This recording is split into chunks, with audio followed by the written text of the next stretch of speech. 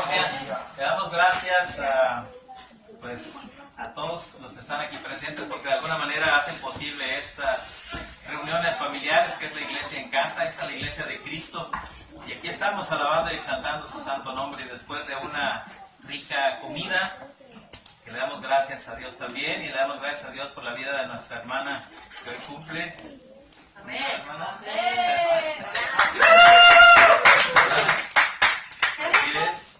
Entonces nos gozamos en gran manera, y ahorita acabamos de alabar y exaltar su nombre con estos cánticos para Él. Amén. La Biblia dice que Dios permanece para siempre y que Él es eterno. Dice su palabra que Él es el mismo ayer, hoy y siempre, por los siglos de los siglos. Amén. Entonces vamos con la ayuda de Dios, vamos a compartir un mensaje con todos y cada uno de ustedes. Dice en la palabra de Dios, vamos a ir al libro de Lucas, tercer evangelio. Lucas, capítulo 15, versos del 11 al 32. Lucas, y esta es una parábola. Es Jesús hablando. Jesús hablaba en parábolas. ¿Qué es una parábola? Hermano Alberto, ¿nos podría ayudar? ¿Qué es una parábola? Una parábola es una historia la cual nos va a dar un mensaje espiritual, una enseñanza espiritual que va a ser dada a través de una historia. Y es Jesús hablando. Vamos a poner atención a toda esta historia. Es una historia de las más hermosas y solamente en este libro de Lucas está registrada.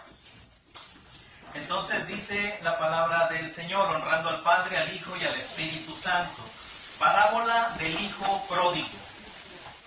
Dice, también dijo, un hombre tenía 2 hijos, y el menor de ellos le dijo a su padre, Padre, dame la parte de los bienes que me corresponde. Y le repartió los bienes. No muchos días después, juntándolo todo, el hijo menor se fue lejos, a una provincia apartada. ¿Y qué fue lo que hizo este joven allí? Dice que allí desperdició sus bienes viviendo perdidamente. Y cuando todo lo hubo malgastado, vino una gran hambre en aquella provincia, y comenzó a faltarle. Y fue y se arrimó a uno de los ciudadanos de aquella tierra, el cual le envió a su hacienda para que apacentase cerdos. Y deseaba llenar su vientre de las algarrobas que comían los cerdos, pero nadie le daba. Y volviendo en sí, dijo, ¿cuántos jornaleros en casa de mi padre tienen abundancia de pan? Y yo aquí perezco de hambre. Me levantaré e iré a mi padre, y le diré, Padre, he pecado contra el cielo y contra ti. Ya no soy digno de ser llamado tu hijo. Hazme como a uno de tus jornaleros. Y levantándose, vino a su padre. Y cuando aún estaba lejos, lo vio su padre, y fue movido a misericordia, y corrió, y se echó sobre su cuello y le besó. Y el hijo le dijo, Padre, he pecado contra el cielo y contra ti, y ya no soy digno de ser llamado tu hijo. Pero el padre dijo a sus siervos, sacad el mejor vestido y vestidle, y poned un anillo en su mano, y calzado en sus pies, y traed el becerro gordo y matadlo. Y comamos y hagamos fiesta, porque mi hijo, muerto era y ha revivido. Se había perdido y es hallado. Y comenzaron a regocijarse. Y su hijo mayor estaba en el campo, y cuando vino, llegó cerca de la casa. Oyó la música y las danzas. Y llamando a uno de los criados, le preguntó qué era aquello. Él le dijo: tu hermano ha venido, y tu padre ha hecho matar el becerro gordo, por haberle recibido bueno y sano. Entonces se enojó y no quería entrar. Salió por tanto su padre y le rogaba que entrase. Mas él, respondiendo, dijo al padre: he aquí tantos años te sirvo, no habiéndote desobedecido jamás, y nunca me has dado ni un cabrito para gozarme con mis amigos. Pero cuando vino tu hijo, que ha consumido tus bienes con rameras, has hecho matar para él el becerro gordo. Él entonces le dijo: hijo, tú siempre estás conmigo, y todas mis cosas son tuyas. Mas era necesario hacer fiesta y regocijarnos, porque tu hermano era muerto y ha revivido. Se había perdido y es hallado. Gloria sea el nombre del Señor. Vamos a orar para encomendarnos a Dios y para que nos dé la ayuda de su Espíritu Santo para poder hablar en su santo nombre. Padre, gracias te damos por tu infinita misericordia y porque, Padre, nos has dado de tu Santo Espíritu con el cual hoy podemos discernir tu santa palabra, amado Dios, y queremos aprender más de ti. Amén. Muy bien. Quiero comenzar este pequeño estudio haciendo una pregunta: ¿qué tan difícil es hablar el Evangelio de salvación, la palabra de Dios, hoy en día, en cualquiera de nuestras áreas en las que nosotros nos movemos? La palabra de Dios dice que tenemos contacto, tenemos convivencia día con día, principalmente con tres tipos de personas. Dice Romanos capítulo 1, versos, no es necesario que se trasladen allá, solamente estoy haciendo una referencia a Romanos 1 del 21 en adelante, del 21 en adelante. Dice: pues habiendo conocido a Dios, no le glorificaron como a Dios, ni le dieron gracias, sino que se envanecieron en sus razonamientos, y su necio corazón fue entenebrecido. Esto es, aquellos que han profesado ser sabios y se han hecho necios. Este es un tipo de personas a las que nosotros convivimos o tenemos contacto día con día, los intelectuales, los que tienen mucho estudio. Hay un problema cuando nosotros tratamos de darles y compartirles el Evangelio de Dios con ellos.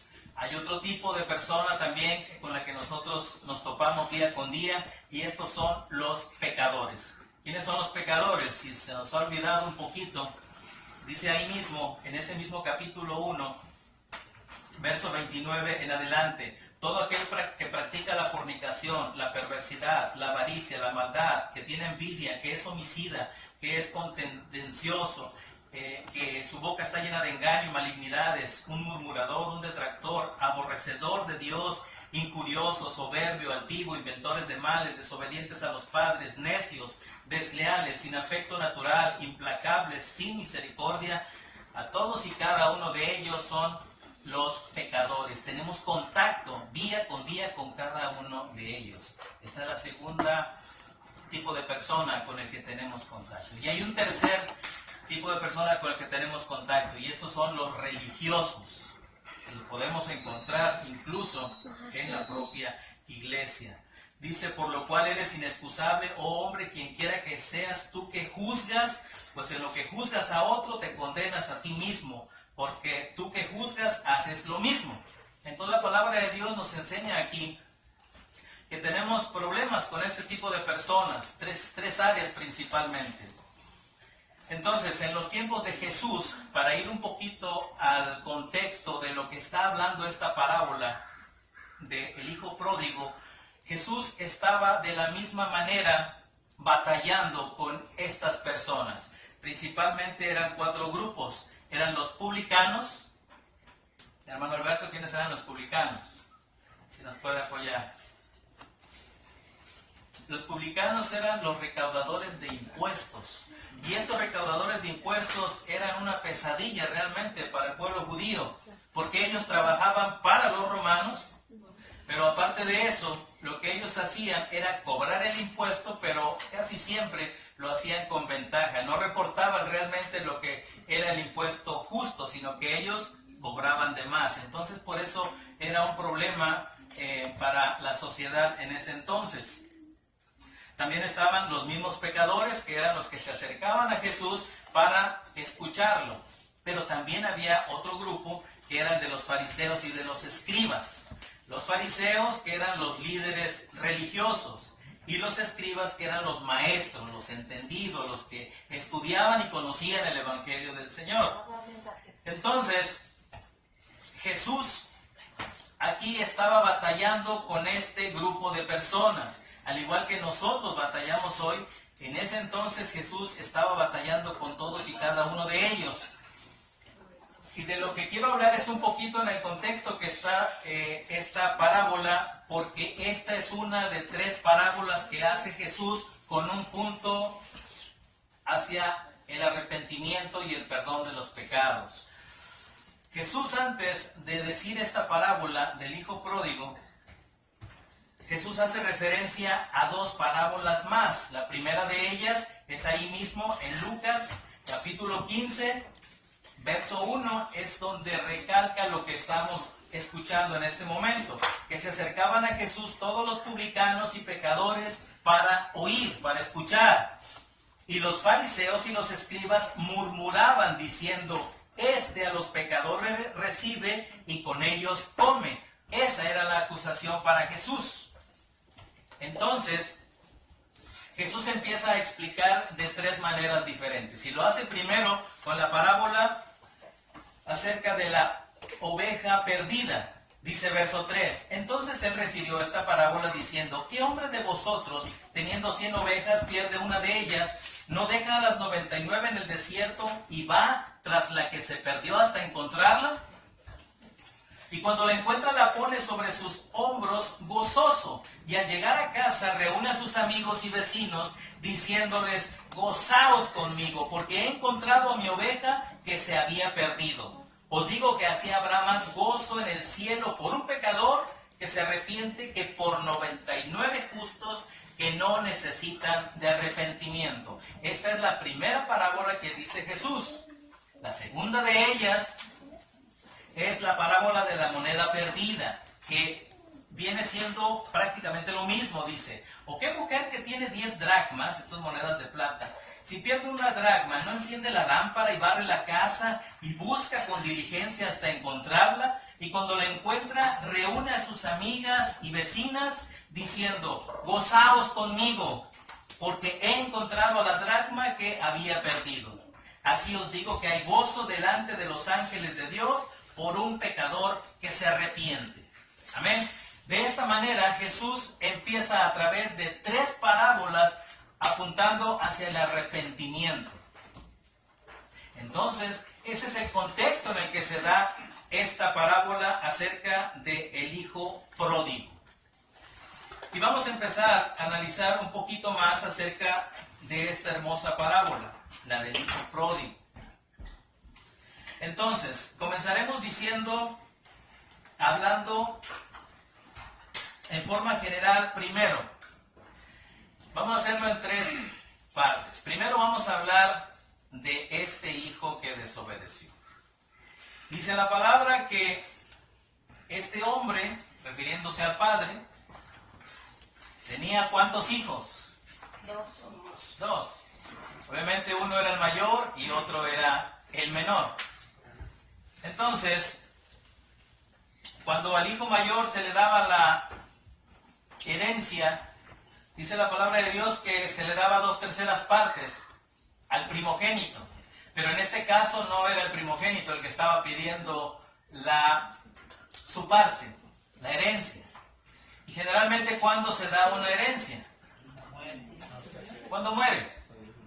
Pero este hijo en rebeldía total estaba pidiendo antes de que el padre se muriera.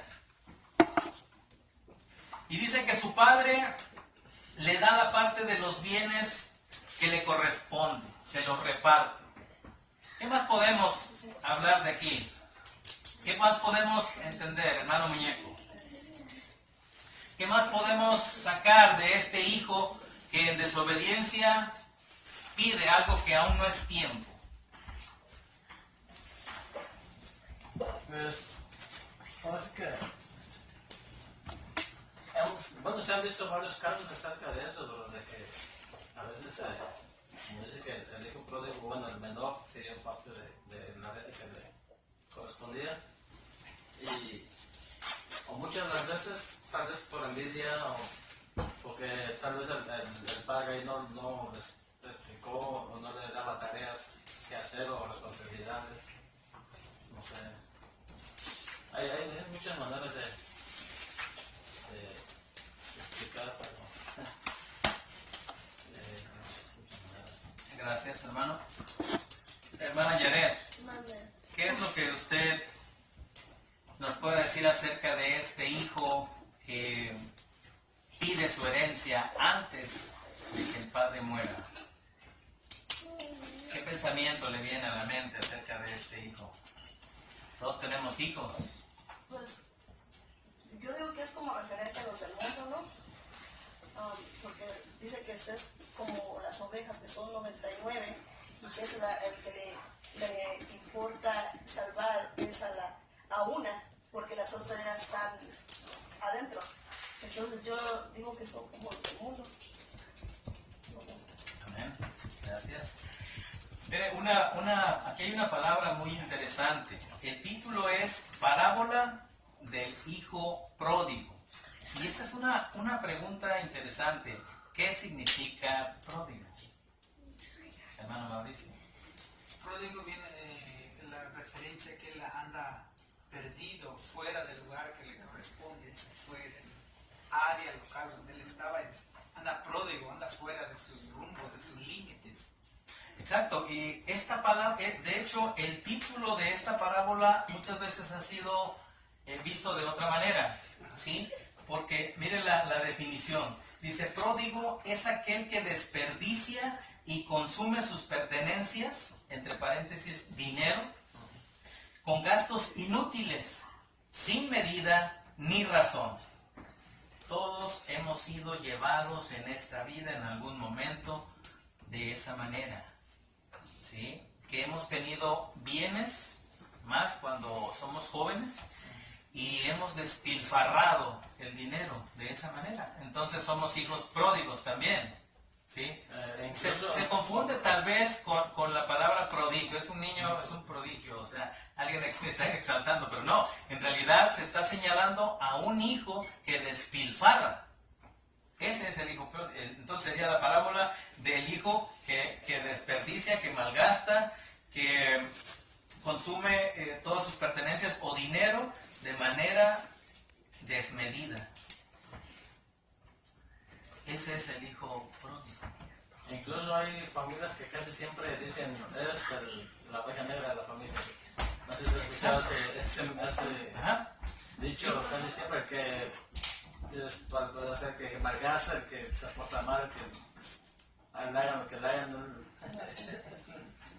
Sí. Siempre se... Y lo que llama la atención es de que son dos hijos y bueno, uno tiende a pensar que pues eran jóvenes. Y los jóvenes, ¿cuál es la característica del joven? Que quiere todo rápido, que lo quiere ya, quiere las salidas fáciles. Algo que no le ha costado, es lo que más fácil es de tomar y desperdiciar. Hay mucha enseñanza que podemos ponernos a pensar aquí con tan solo pensar en este hijo. ¿Ven? Bueno, Entonces dijimos que vamos a hablar un poco acerca del hijo, pero también hablemos acerca de el hermano mayor, porque aquí hay tres personajes principalmente. Es el hijo, el pródigo, es el hermano. Pongámonos ahora en el lugar de este hermano. Todo iba muy bien. Todo iba muy bien. Pero dice la palabra de Dios que este hijo estaba en el campo. Él andaba haciendo su trabajo, andaba haciendo lo que le correspondía hacer. ¿Sí? Dice, y cuando vino, llega cerca de la casa y escucha que hay un party por ahí.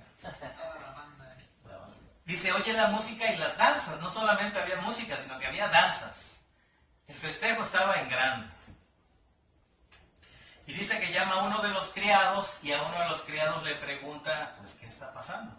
¿Qué está pasando en mi casa? Pensaba que había un cumpleaños. A lo mejor era una fiesta sorpresa. Yes, for me. Entonces este criado es el que le dice, es tu hermano que ha venido. No para que chismoso, ¿no? Tu hermano que ha venido. ¿Sí? Y tu padre ha hecho matar el becerro, no solamente el becerro gordo, el más gordo. Se iba a poner bueno el asunto. ¿Por qué? Dice, por haberle recibido bueno y sano. Por eso. Entonces, este hijo, fíjense lo que hace, se enojó. Dice la palabra que se enojó. Y no quería entrar. Imaginemos que este joven está hasta afuera y el criado está hablando con él y él no quiere acercarse, no quiere entrar, está enojado. Y el olor de la Biblia le llegaba. El olor de los pescados fritos. No era pescado, era becerro. El hambre se le fue. Entonces dice que se enojó y no quería entrar. Cuando pasó esto, entonces el padre se da cuenta y sale para hablar con él. Entonces dice que el padre le rogaba que entrara. Y dice, mas él respondiendo le dice al padre, mira padre, he aquí yo tantos años he trabajado. No te he desobedecido jamás. Y nunca me has dado ni siquiera un cabrito Un chivo, ¿no? para gozarme con mis amigos. Nunca. Pero cuando ha venido tu hijo que ha consumido tus bienes, esto es la herencia que le había dado y que él pues había transformado en dinero y había despilfarrado, dice a él que ha desperdiciado tus bienes con rameras, has hecho matar para él el becerro gordo. Esa era la acusación del hijo mayor. Ahora, pongámonos en los zapatos de ese hijo. ¿Hubiéramos hecho lo mismo? Muy posible. Sí. Bueno, No sabremos. Porque todavía no llegamos a eso. Sí, hermano.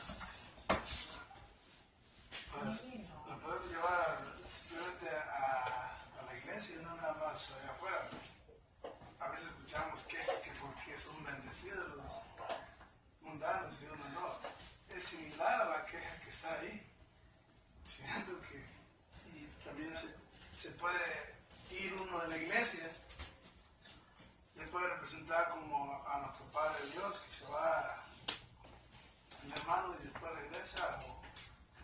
Pero lo que yo el punto es que a veces uno en la misma iglesia podemos ver eso, hermano.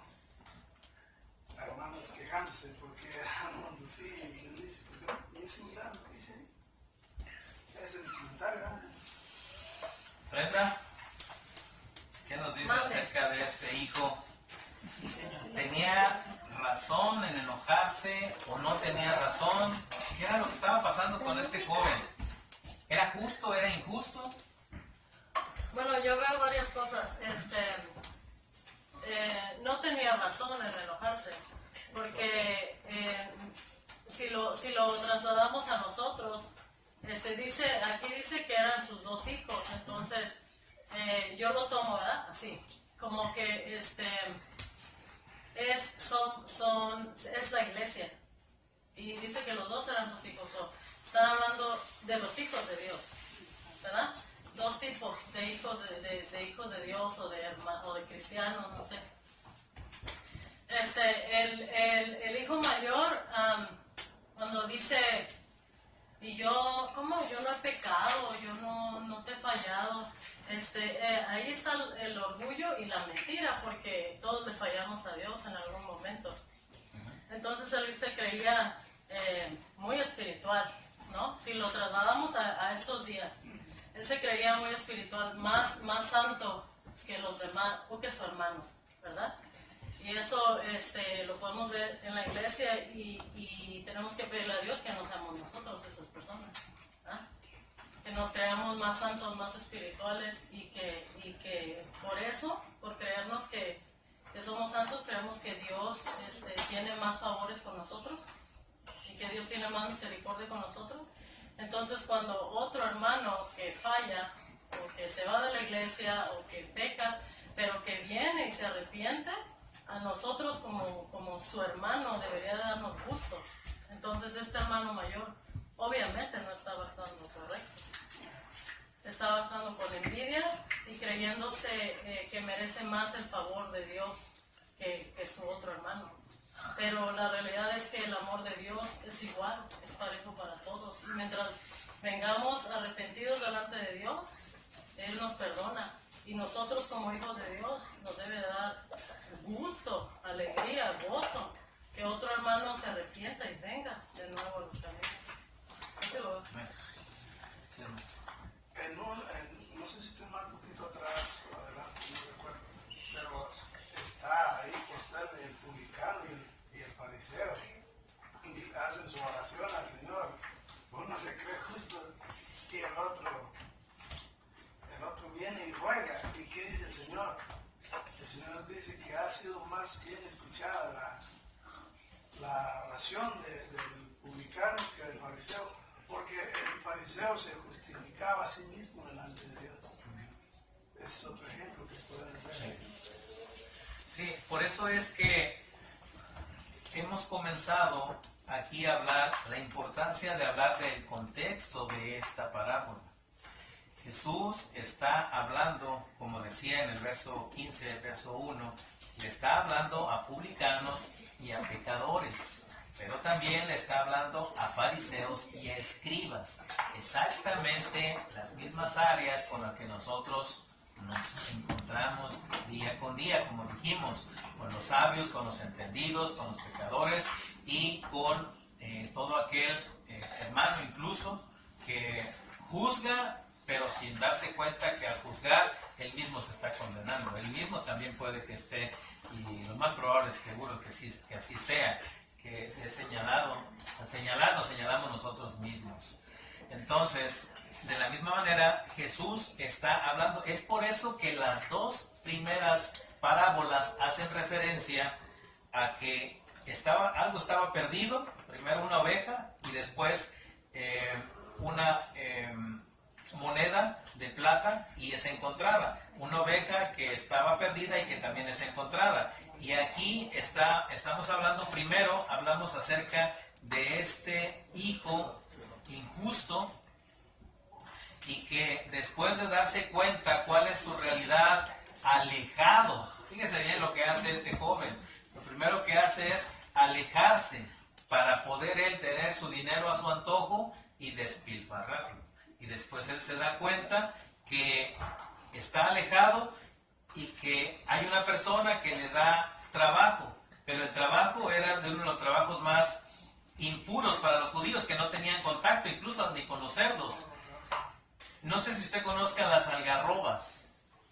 Las algarrobas es algo parecido al cacao, es como una vaina con bolitas. Esas son las algarrobas. Entonces no era para consumo humano, pero él en su hambre, en su desesperación, él anhelaba cuando menos comerse esas algarrobas que eran para los cerdos. Entonces él empieza, dice, a cavilar, a pensar, él empieza su conciencia a acusarlo de lo que había hecho mal. Y entonces empieza el proceso de arrepentimiento. Y por otro lado, la historia de su hermano, que era el que aparentemente estaba siempre bien, porque, y digo aparentemente porque dice que se enojó al darse cuenta de que su hermano ya estaba de regreso, que había llegado sano, que estaba bien. Él se enoja porque le están haciendo una fiesta, siendo que él dice que él nunca había pecado, en el sentido de que él siempre estaba obedeciendo. Pero lo que nos llama la atención entonces es que pudiera ser que, si estamos hablando de los hijos, puede ser que hijos que están con nosotros no lo están haciendo de corazón. Pudiera ser también, porque este hijo dice, aparentemente las cosas estaban funcionando bien, la relación de padre e hijo. Entonces el hijo se justificaba a sí mismo. Dice, a mí nunca me has dado nada y yo siempre he estado aquí contigo y siempre te he obedecido. Pero para Dios lo importante es siempre la condición del corazón. Siempre va a ser importante, siempre. La manera en que nosotros estamos con Él. Pero ahora vayamos al tercer personaje, que era el padre. Este personaje tan importante. Mire lo que hace el padre después de la petición del hijo. Dice que el hijo menor le dice a su padre, dame parte de los bienes que me corresponde. Y el padre no pregunta nada. No dice aquí que lo cuestiona en absoluto, sino que viene y le reparte lo que a él le corresponde. Y eso habla del corazón de nosotros los padres, que siempre nos vamos a mover más por el corazón que por la razón incluso. Este padre más adelante empieza a manifestar toda la bondad de su corazón. Mire lo que hace después de ver a su hijo arrepentido. Su hijo le está dando explicaciones. Su hijo le está dando los argumentos de arrepentimiento. Pero él ni lo deja hablar. ¿Sí? Como cuando uno de nuestros hijos falta en alguna cosa y nosotros estamos esperando que reconozca él su error. Que lo reconozca. Dice aquí, mire.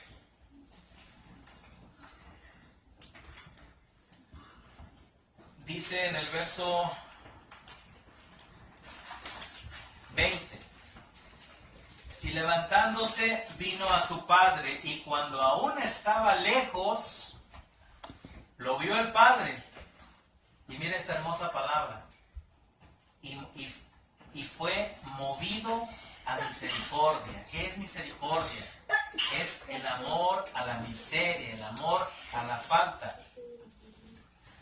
Este es el carácter de este Padre. Este es el carácter de Dios en nosotros.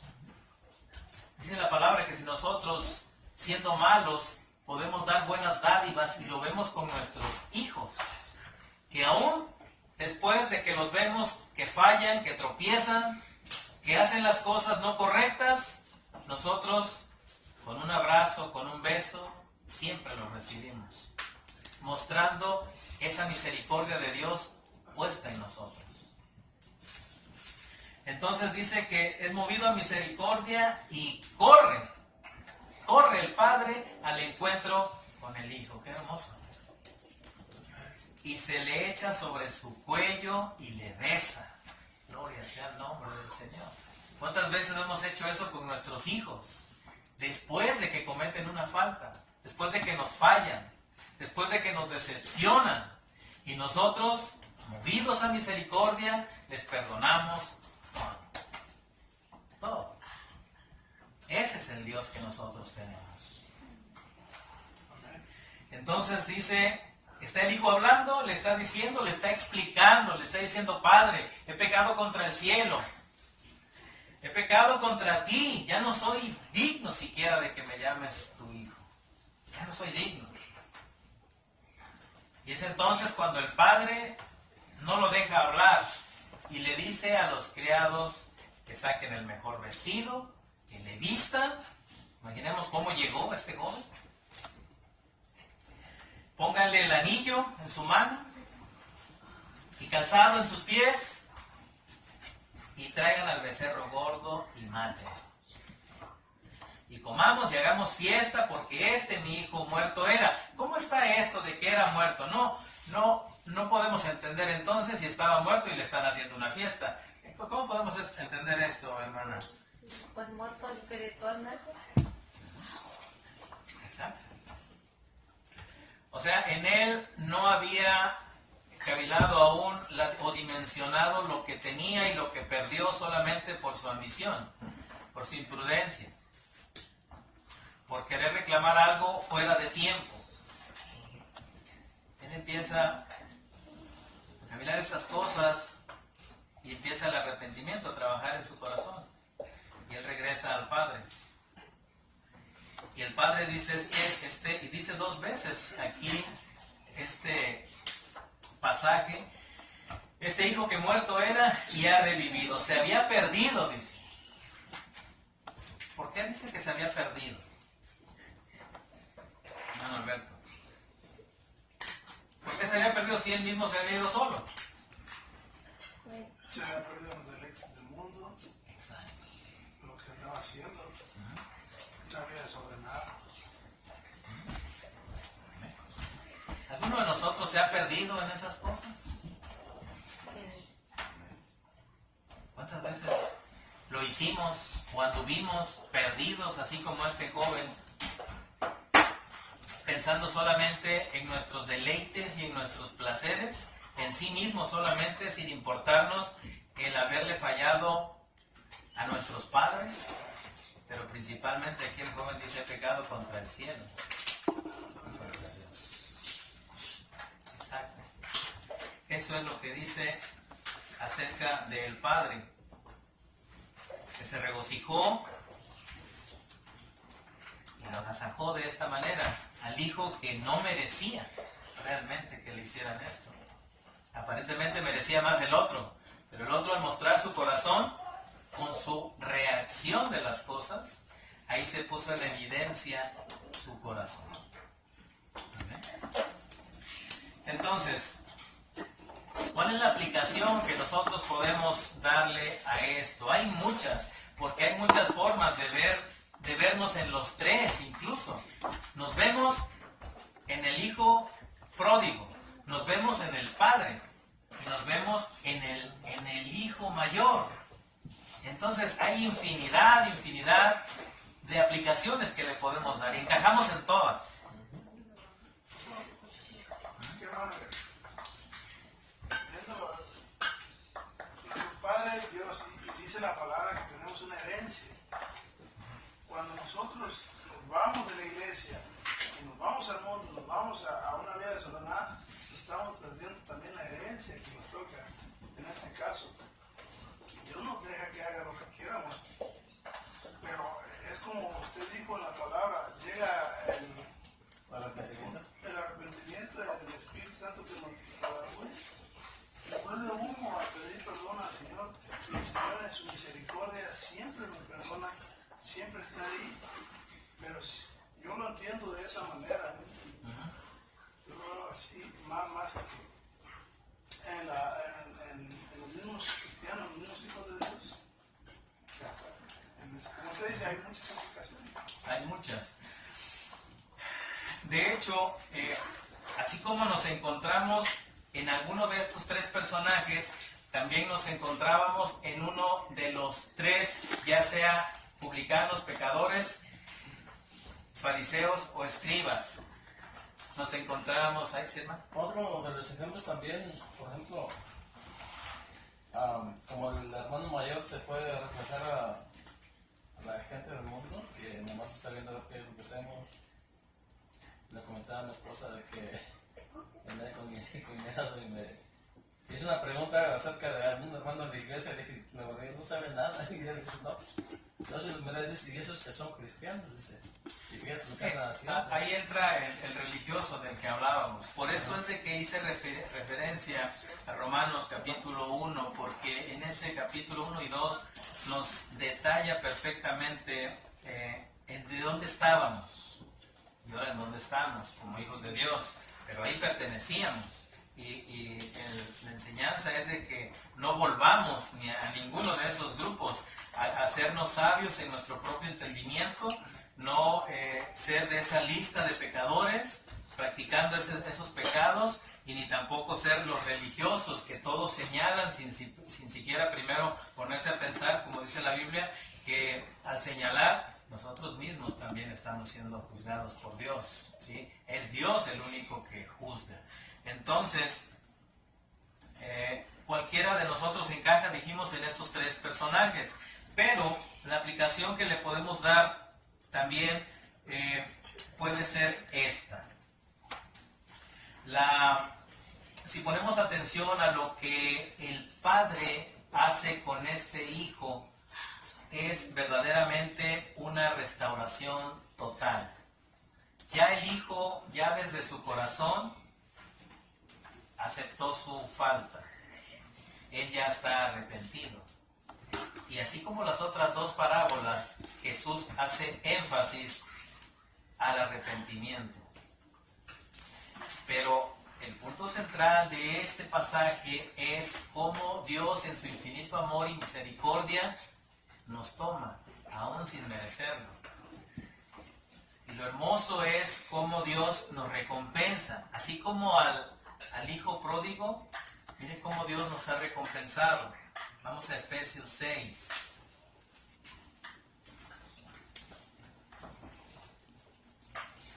Esto es tan importante repasarlo siempre. Efesios, capítulo 6. A este joven le dieron el mejor vestido. Ese mejor vestido siempre era a todos los huéspedes de honor, les daban esos atuendos como el mejor vestido. Le dieron un anillo que era el símbolo de autoridad. Calzado, que no era usado, dice, por esclavos. Y el becerro gordo es la abundancia. Y verdaderamente nosotros hemos sido recompensados ya a través de todo esto que Dios ha puesto en nosotros. Y tan hermoso y tan importante que lo recalquemos una y otra vez, cómo Dios nos ha agasajado ya, así como ese hijo pródigo, que nos arrepentimos, confesamos nuestros pecados, reconocimos a Cristo como nuestro Salvador, como aquel que murió en una cruz derramando su sangre, nos ha hecho aceptos delante de Dios. Hemos sido reconciliados después de haber sido enemigos de Dios, fuimos reconciliados con Él. Y la forma en la que Dios nos ha dado esa abundancia espiritual ha sido de esta manera. Dice Pablo en este capítulo de Efesios 6, del 10 en adelante, él dice 3 veces, en el verso 11, dice: vestíos de toda la armadura de Dios. Esta vestimenta que Dios ha colocado en cada uno de nosotros. Esa es la abundancia espiritual. Hemos sido bendecidos en todas las áreas espirituales a través de Cristo Jesús. Podemos sentirnos como este hijo que se arrepintió, que vino al Padre, y Dios en su infinito amor y misericordia nos abrazó, nos besó de la misma manera. Y antes de que nosotros siguiéramos diciéndole nuestros pecados, Dios ya nos estaba perdonando. Ya podíamos sentir la paz que sobrepasa todo entendimiento. Cuando alguien nos habló de Cristo, del sacrificio en la cruz, ¿y qué ocurrió en ese momento? Que Él abrió sus brazos y dijo: consumado es, no hay nada más que hacer. Solamente tienes que creer en el Hijo de Dios, que vino no a condenarte, vino a salvarte. De la misma manera como este Padre lo hizo. Entonces Pablo dice que nos vistamos de toda esa armadura y que estemos firmes. Lo dice en 2 veces, en el verso 11, lo dice en el verso 13, que estemos firmes, que estemos conscientes de lo que ya Dios colocó en nosotros. Dice en el verso 14, ahí mismo, estando pues firmes, lo dice de nueva cuenta. Yo solamente lo había visto 2, son 3 veces que lo dice aquí Pablo. Ceñidos vuestros lomos. ceñidos, así como un cinturón, lo ponemos, lo afianzamos. Dice que eso se refiere a un compromiso sincero, de corazón. No como el hijo que estaba con el padre junto a él, pero que no lo hacía verdaderamente de corazón y que después se ve manifiesto cuando ve que su hermano regresa. Dice, ceñidos vuestros lomos con la verdad y vestidos con la coraza de justicia.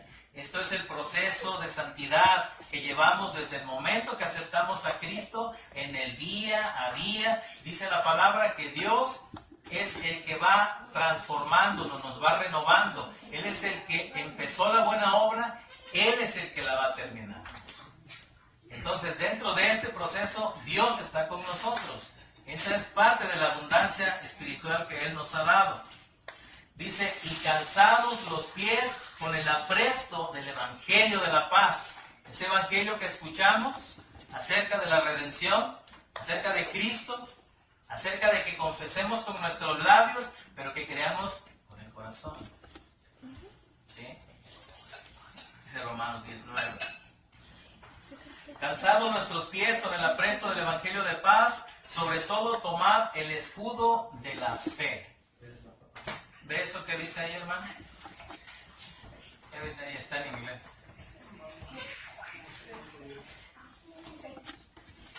Dice, ¿cómo dice ahí? ¿Cómo dice Gigi? Faith, Ajá, ¿qué dice abajo? Dice the assurance. Hebreos 11:11. Sí, pero todo completo. No. The assurance of things hoped for, the evidence of things not. Busca la Biblia. Exacto, esa es la fe que ha sido colocada en nosotros cuando creímos en el mensaje de salvación. La fe, dice Jesús, bienaventurados los que creen en mí sin verme. Nosotros no hemos visto a Jesús y creemos en Él, creemos en su palabra, que hemos creído en el Evangelio. ¿Sí? La fe, la certeza de lo que se espera. Amén. Es buena fe, la certeza de lo que se espera, la convicción del Amén. Amén. Es de los versos que más hablamos acerca de la fe. Dice, sobre todo tomar el escudo de la fe con que podéis apagar todos los dardos de fuego del maligno y tomar el yelmo de la salvación. Esa salvación tan preciosa que hemos conocido al creer que hemos sido redimidos, hemos sido comprados a precio de la sangre del Cordero de Dios. Gratis para nosotros, porque solamente hemos creído, pero hay alguien que ya pagó por eso. Amén. Y la espada del Espíritu, que es la palabra de Dios. ¿Qué dice acerca de la espada? Acerca de esa palabra de Dios. ¿Cuál es ese verso? Si alguien se lo sabe, que es más cortante. ¿Quién se lo sabe?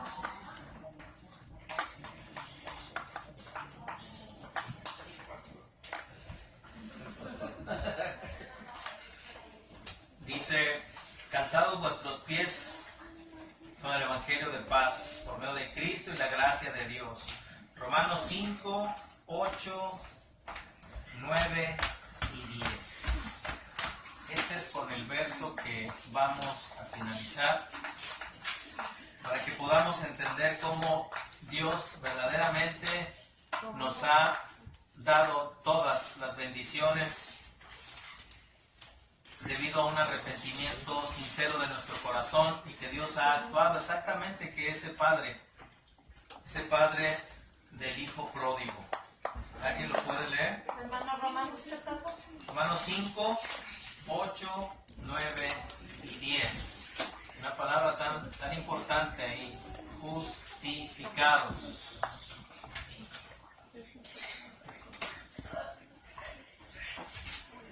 ¿Alguien lo tiene? Mas Dios muestra su amor para con nosotros en que siendo aún pecadores, Cristo murió por nosotros. Pues mucho más estando ya justificados en su sangre, por él seremos salvos de la ira. Porque si siendo enemigos fuimos reconciliados con Dios por la muerte de su Hijo, mucho más seremos estando reconciliados. Seremos salvos por su vida. Verso 11 les digo, y no solo eso, dice, sino que también nos gloriamos en Dios, que es el Señor nuestro, Jesucristo. Hemos recibido ahora la reconciliación. Así como esa hermosa reconciliación que habla la palabra de Dios del Hijo pródigo, así como nos imaginamos a ese padre que recibe a su hijo después de no merecerlo realmente, pero que tiene otro hijo también al que hay que corregir. De la misma manera Dios nos ha aceptado a nosotros. Amén. Vamos a ponernos de pie, hermanos, y vamos a orar y darle gracias a Dios por esa reconciliación que hemos tenido con el Padre de nuestro Señor Jesucristo y que solamente ha sido a través de Jesús. La Biblia nos dice que hay un solo mediador entre Dios y los hombres, Jesucristo. Amén. Vamos a darle gracias, Padre, gracias te damos por tu palabra, amado Dios. Gracias porque al escuchar en esta parábola, Señor, de este hijo pródigo, nos damos cuenta que en algún momento, Señor, de nuestra vida, así andábamos, amado Dios, desperdiciando, derrochando todo, amado Padre, sin tomar en cuenta que fallábamos al Dios de los cielos, que fallábamos a nuestros padres, los deshonrábamos, amado Dios. Pero ha sido en el momento de creer en tu Hijo Jesucristo que hemos sido justificados. Hemos sido reconciliados después de que éramos enemigos de Dios. Ahora hemos sido reconciliados a través de Cristo Jesús. Hemos sido redimidos por su sangre preciosa en la cruz del Calvario. Gracias, eterno Padre, porque hoy tenemos esa relación contigo, esa relación hermosa, y hemos sido bendecidos con todo tipo de bendición espiritual. Podemos orar, podemos acercarnos confiadamente al trono de la gracia, siempre delante de tu presencia, con la conciencia limpia y tranquila de que hoy hacemos las cosas que te agradan, amado Dios. El leer tu palabra, el escuchar, el ponerla por obra, amado Dios. Líbranos, Padre eterno, de volver a esos pecados. Líbranos, Señor, de ser esos religiosos. Líbranos, Padre, de ensoberbecernos y de creernos, amado Dios, que somos nosotros cuando en realidad eres tú en nosotros, Padre eterno. Que haya sido tu palabra puesta aquí en los corazones de cada uno de nosotros para continuar en este proceso, siempre en tu santo nombre, Padre. Hay poder en el nombre de Jesús. Hay poder en el nombre de Jesús. Gracias, eterno Dios. En el nombre de tu Hijo, amado Cristo Jesús. Amén.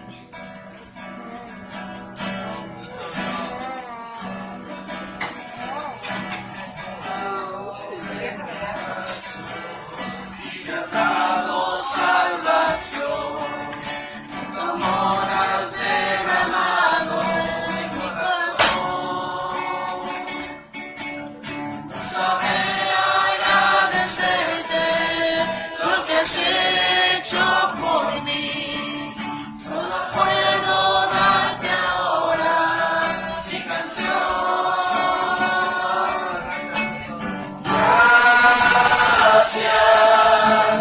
Gracias, Señor. Gracias, mi Señor.